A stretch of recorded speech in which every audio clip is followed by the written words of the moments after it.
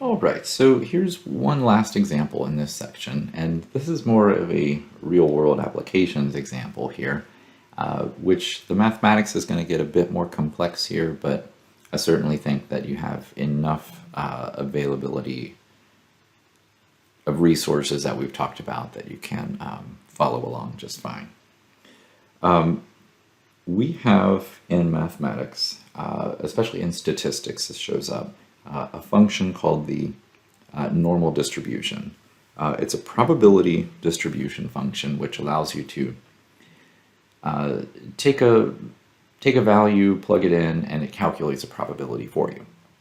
Now, this normal distribution function has been applied in a lot of different types of applications.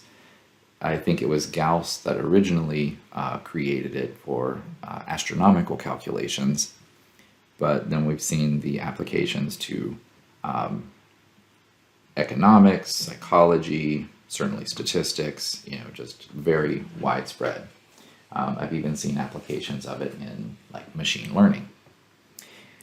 So it's a very important calculation, but here's something that's really interesting about it. The function for the normal distribution essentially looks like this right here. So it looks intimidating. The factor 1 over square root of 2 pi, don't allow that to scare you off or anything. That's just a constant, really. The main function is really this part, e to the negative x squared over 2. If you graph this, you do get a graph that looks like what's known as your common bell curve. All right. Now, there's additional pieces that we could put in here. If you've taken statistics, you know about means and standard deviations. I'm going to leave that out because this is the minimum necessary in order to make this example work. All right. So here's the thing. When we go to calculate probabilities based off of this distribution, we define these probabilities as the area under the curve. So the curve here is a bell-shaped curve like this. And for some particular value along the road here, we calculate the total area under the curve, and that gives us our probability. I guess I should say of z, because I called that z. So it looks like a really nice application of calculus, because you're thinking, okay, area under the curve, I know that's an integral, great. And in fact, this is a range from negative infinity up to a particular value. And so that's even, a nice application of using improper integrals. We learned about improper integrals in this class. So we really could define the probabilities based off of this function right here. The integral comes into play because we're doing the area under the curve. We're going from negative infinity up to some value z of the function, and the function itself just draws the bell curve. It doesn't calculate the area under the curve. There's a problem, however, because it looks like this will actually be a really great example in calculus. But the thing is, this function, e to the negative x squared over 2, or even just if we said e to the x squared, just to simplify things, take away the constant, that thing is not integrable. There's no closed form integral for this particular function.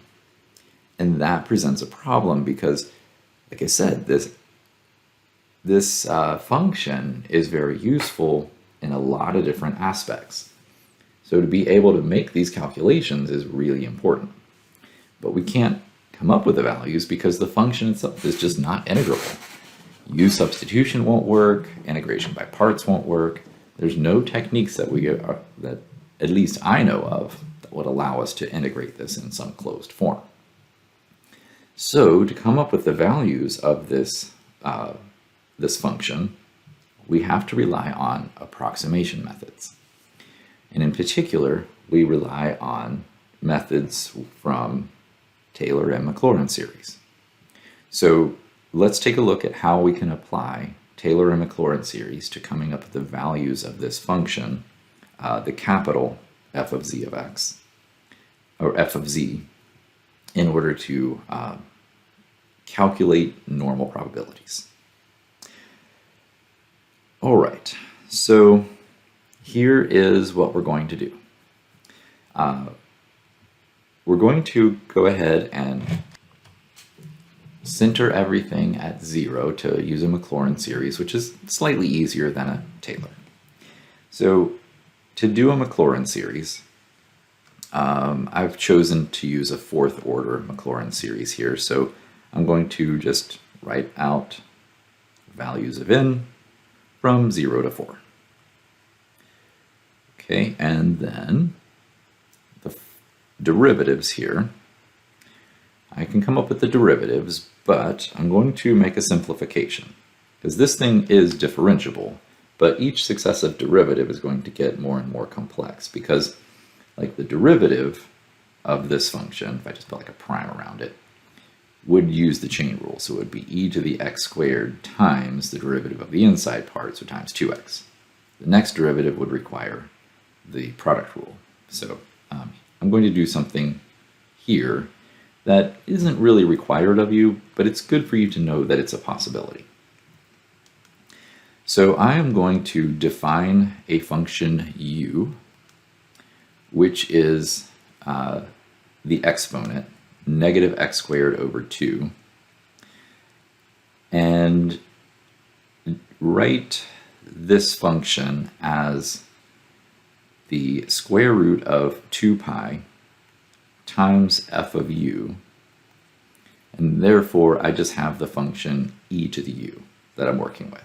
That's kind of like the base function. The constant multiplier of square root of 2 pi I can put in later, so I'm just putting it off to the side for now. All right, I'll show you that this is all okay in just a bit. So let's just get started with the nth derivatives. The nice thing about the nth derivatives of what I've just done, all of these are just e to the u. And then if I evaluate e to the u at 0, that's always going to be 1. So I'm just going to go ahead and divide by n factorial. So it's going to be 1 over 0 factorial, which is just 1, 1 over 1 factorial, which is also 1, 1 over 2 factorial, 1 over 3 factorial, and so forth. Okay, so straightforward so far. And then that allows me to define my 4th order approximating polynomial, and it would look like this. So the first term would be this times x to the 0th power, so just 1 times x to the 0th is 1, plus this constant times x to the 1st, so that's just x, or actually I'm using u at this point, let me be careful there. The next term would be this constant 1 over 2 factorial times u squared, so I'm going to write u squared over 2 factorial. The next one would be u cubed over 3 factorial, and so forth. Okay, so the series then, I could say that this function, in terms of u, would be the series n equals 1, maybe I want to do 0, 0 to infinity of increasing powers of n, so it's going, well, u to the nth power. It doesn't look like they're alternating in value, so I don't need an alternating term. And the denominator is just that term factorial, so n factorial. 0 works out fine because that's 1 over 1. Great, okay, so everything works out. So this is a function for e to the u. Now, I can bring this back to a function in terms of x. So all I need to do is compose this series with the function negative x squared over 2. You can use function composer with your infinite series. That's perfectly fine. And in fact, it's a really helpful technique for more advanced functions that would require successive uses of quotient rules or product rules and so forth when doing your derivatives. In fact, it makes things sometimes it makes it so easy it feels like it's cheating. All right, so u is the function negative x squared over 2. That's all getting raised to the nth power, then over n factorial. So simplifying this, I now have an alternating term. So it's so n, the exponent, distributes to all items inside this fraction. So I'll tell you what, let me do this. So negative 1 to the n, so that's the negative to the n. And then I have x to the 2n, so that's x squared to the n, over 2 to the n.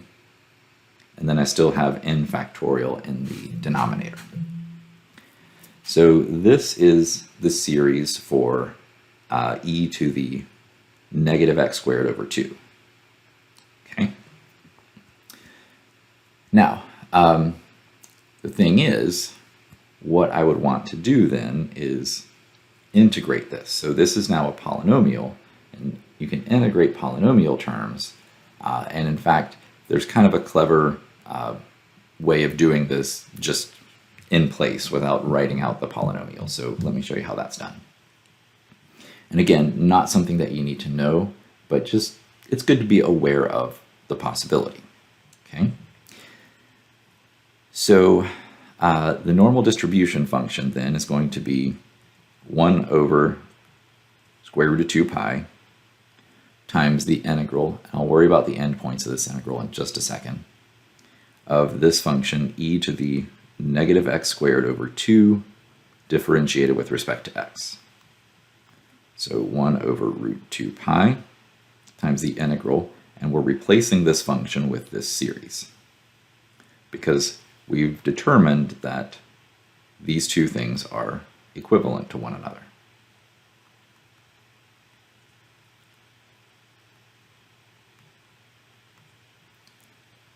I'm still integrating with respect to x. Okay, keep in mind, if I'm integrating with respect to x, the n's don't matter, okay? So it looks like this is going to be a mess to integrate, but it's really not, because the only thing that's going to get integrated is this term, x to the 2n, because it's the only thing that's dependent upon x.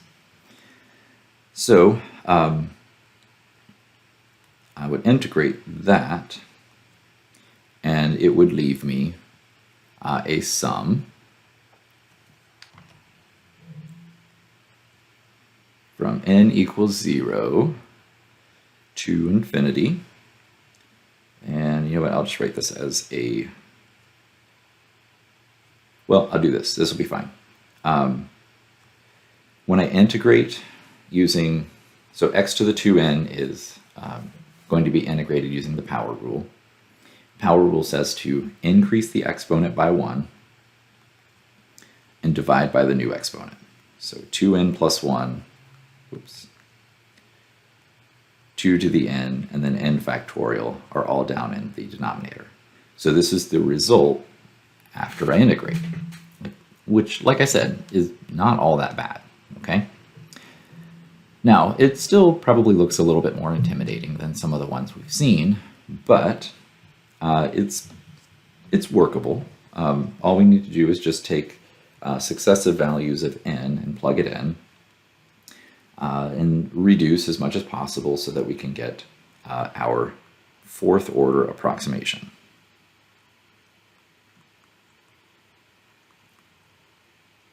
So I'm getting the fourth order approximation not to the function e to the negative x squared over 2. I've already done that. I'm getting it to its integral, okay? So this series gives me the integral of that. I don't have a closed name for this function or anything. So I'm now just working strictly with polynomials. So the fourth order approximation would be 1 over root 2 pi, that's still going to be on the outside, if I plug in n equals 0, then let's see what happens. Negative 1 to the n is just 1. Then I would have x to the 1, so that's going to be x. 2n plus 1, so 2 times 0, 1 is 1. 2 to the n is 1. 0 factorial is 1. Okay, so I end up with just x for the first term. Now, the next term is going to alternate, so it's going to become negative. But when I plug in n equals 1, I would have x to the third power over 3, 2 to the n, that would be 2, and 1 factorial, so that would just be 1. Okay. Then we alternate again when n is 2. See, this isn't all that bad. You're just plugging in values of n to the polynomial terms here. X to the fifth is all we would have in the numerator. The denominator would be 5 times 2 squared, which is 4 times 2 factorial. Okay. And then the next one would be where n is 3. We're getting close here. So x to the 7th in the numerator over 7 times 2 to the 3rd is 8, and 3 factorial is 6. Then when n is 4, that's my last term, alternating value, and x to the 9th over 9 times 2 to the n, so 2 to the 4th would be 16. N factorial, so 4 factorial is 24. All right, so there's my fourth order approximation. Now, this integral technically would be the integral from, say, like 0 to infinity, because that's the values I had on this limit. Now, one thing you kind of would need to know in order to work this out fully, but I'm just going to give you the result, is that the normal distribution is integrated from negative infinity up to a specific value. But when you get to 0, you have half of your total area. Okay, so when it comes to this function, normal CDF, okay, that's usually the function in the calculator that calculates normal probabilities. Its domain is negative infinity to positive infinity. This function right here, its domain, the integral function, is on the domain from 0 to infinity. Okay, so it's only half of that. But the total area under the curve from negative infinity to 0, it's half the distribution's area. So we add 0.5 to account for that. Okay, that's not normally something we would do in an approximation or would know to do, but for this case, just accept it. Otherwise, things won't work out. Okay, here's our fourth order approximation. We now have a function that can compute for us these normal distribution values, these probabilities, even though we don't have a closed form function from the integral. So let's see. The next part of the example said to compute the value of f of 1.25 and then compare it to what we get in the calculator for the normal distribution probability for 1.25, which if you do that in the calculator, you would get 0.8944. Okay, so let's do that. So when x is equal to 1.25, we would be computing 1 over square root of 2 pi. We're plugging in 1.25 for x, so it's 1.25 minus 1.25 cubed over 6 plus 1.25 to the 5th over, let's see, 20 times 2 would be 40. minus 1.25 to the 7th over, I don't know what that would be. Let's just grab the calculator. So 7 times 8 times 6 is 336. Oops. And then plus 1.25 to the 9th over 9 times 16 times 24. So 3456. Then plus 0.5. Okay, so let's see what the calculator comes up with for this particular value. All right, so it'll take a moment to punch this all in. But 1 over the square root of 2 pi. That's my first multiplier.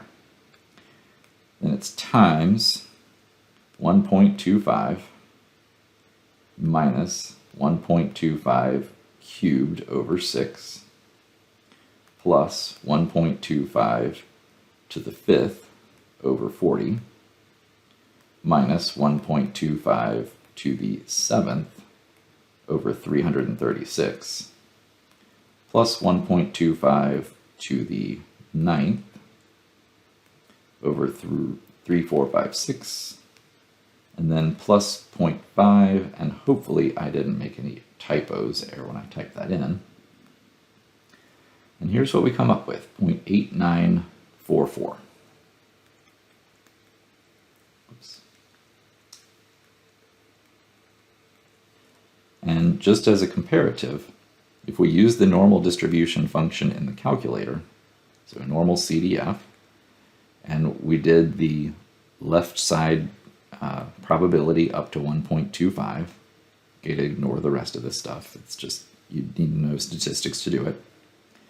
Here's what we get. So we came up with 0.894449, and this is 0.89435. So our approximation is pretty close. It's with rounding, it's accurate to 4 decimal places, but it's really accurate to just 3, I would say. And that's just a 4th order approximation. If we increase the order of approximation, I think we would get an even better result there. So that's another way that this can be used, and here you go.